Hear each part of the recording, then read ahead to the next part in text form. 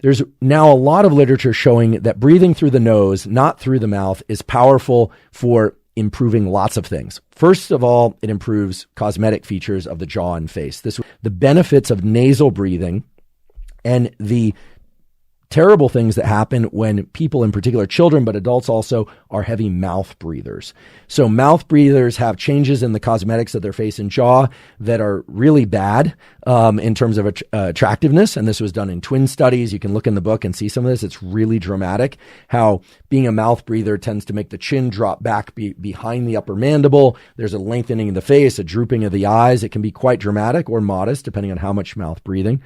Now, sometimes we have to breathe with our mouths, but there's also a lot of data and studies described in this book, Jaws, that describe how nose breathing in wakefulness and in sleep promotes all sorts of positive things related to not just cosmetics, but also the improvement of gas exchange of carbon dioxide and oxygen in the body.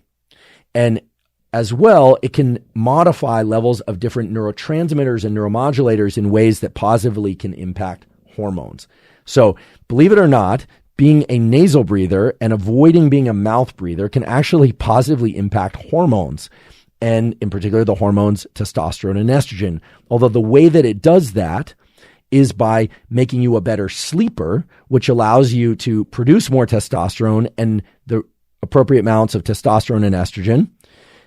But it does that in part through indirect mechanisms, because deep sleep supports the gonads, the ovaries and the testicles, and their turnover of cells and the production of cells. Remember, in the ovary, particular cells and the egg follicles themselves make estrogen, and in the testicle, that the Sertoli cells and the Leydig cells are important for the formation of sperm and for testosterone, respectively.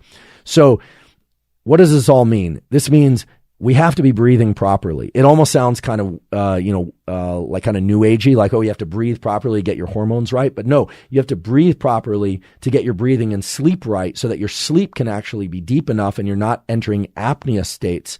And then that will support gonad function. And I wouldn't be putting this out as one of the main behavioral tools up front if it weren't for the fact that the effects of apnea on these hormones are dramatic and terrible. And the positive effects of getting breathing right on these hormones, testosterone and estrogen, are dramatic and wonderful.